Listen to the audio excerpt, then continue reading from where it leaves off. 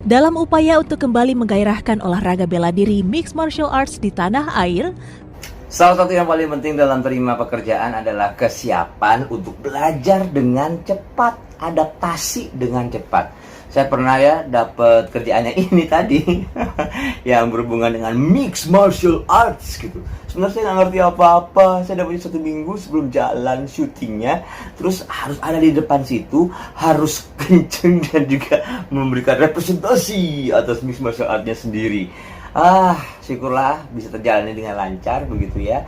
Jadi variasi dalam bentuk pekerjaan saya di public speaking lumayan juga. Dari mulai yang entertainment, kemudian yang serius gitu ya, maksudnya lebih ke kredibilitas dalam hal news, kemudian yang juga berbau olahraga. Wah, luar biasa sih, saya seneng ya. Moga-moga pengalaman saya ini juga bisa membantu dalam dunia kerja ya. Botak kerja, hey botak kerja. Kamu nonton Mirsa Kerja dan kita bicara sekarang ini tentang pinjam duit ke kantor. Ya, ini adalah salah satu pilihan yang lumayan mudah begitu ya, karena ya kantor kita sendiri, kitanya ada di situ, kita bisa dipercaya untuk bisa membayar kembali pinjaman yang kita butuhkan begitu. Dan ya ini adalah sebuah dampak yang bisa dibilang gara-gara pemasukan berkurang ya, kalau work from home kurang gitu kan, atau yang memang kita dalam keadaan ya mungkin dirumahkan dan kita nggak bisa menghindar dari tagihan-tagihan, ya jumlahnya tetap sama, malah tambah karena bunga, karena kita nggak mampu bayar ya kan.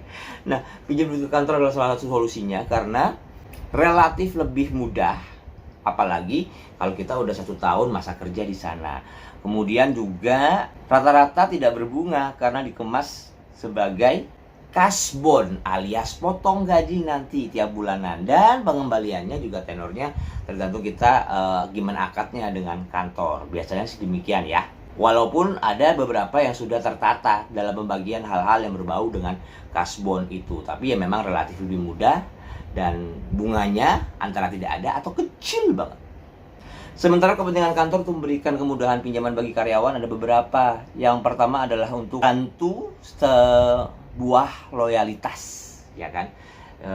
Ya kan dibantu, ya harapannya dia juga punya loyalitas yang tinggi.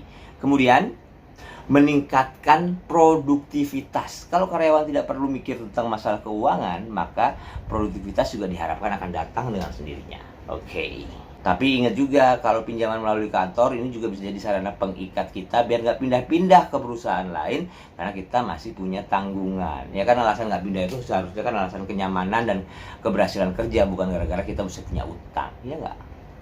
Sebuah perusahaan yang mudah memberikan pinjaman juga harus sebenarnya idealnya melihat kemampuan dari keuangan dan kesehatan perusahaan tersebut. Jadi jangan sampai kasih pinjaman tapi cash flow-nya jadi terganggu. Nah, kalau cash flow terganggu nanti malah perusahaannya mandek. Dan ini merupakan itikat baik dari perusahaan karena siapa tahu karyawannya butuh untuk alasan yang bisa disebutkan urgent. Misalnya sekolah anak, kemudian biaya persalinan yang kan nggak murah.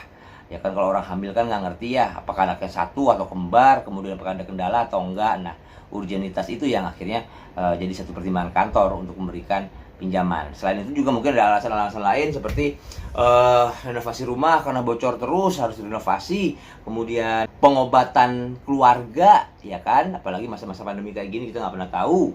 Kemudian perbaikan kendaraan, ya apapun lah, pokoknya sesuatu yang bersifat urgent. Itu adalah sebuah bagian yang merupakan empati perusahaan. Makanya kadang-kadang kita juga harus menyiapkan alasan yang memang alasan yang kita butuhkan, atau kalaupun bukan yang kita butuhkan ya, tapi paling nggak kita keluar dengan alasan yang masuk akal, yang memang sifatnya urgent. Alasan yang tepat untuk ACC dari pejabat pengesahan pinjaman itu di kantor. Ada alasan-alasan absurd nih ya. Ya misalnya pinjam duit di kantor karena mau beli kendaraan baru. Lah, kendaraan lamanya kenapa? Kenapa harus baru? Kenapa bukan perbaikan? Kemudian menikah. Nah, menikah itu kan berdasarkan kemampuan. Di masa pandemi, ya malah lebih sedikit resepsinya, ya kan? Terus resepsi. Kenapa harus resepsi kalau tidak benar-benar mampu untuk melaksanakannya? Apalagi pandemi.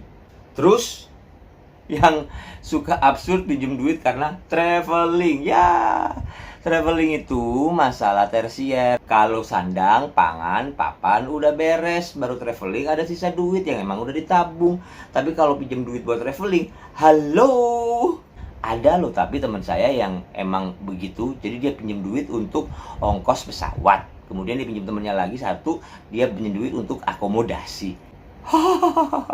Idealnya pinjaman ke kantor ini ditunjang ya, ditopang dengan kesungguhan hati untuk bayar dan juga kinerja. Jadi perusahaan, kantor tidak melihat kita ini sebuah kesia-siaan, di-maintain prestasinya, di-maintain kinerjanya.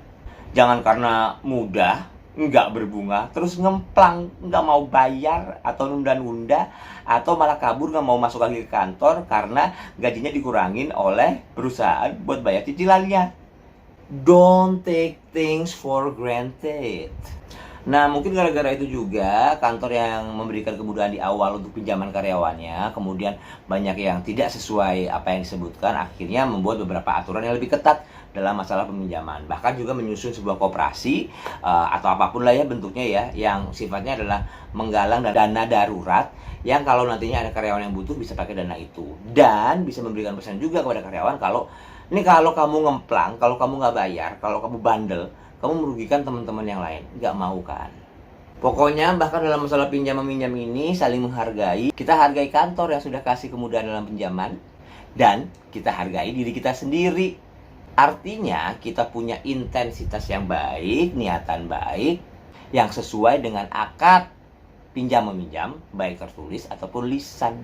Terus balik lagi, kalau udah dipinjemin, show attitude. Artinya gini, kamu masih pinjam duit, tapi sosial media, ya, beli barang baru dan bagus.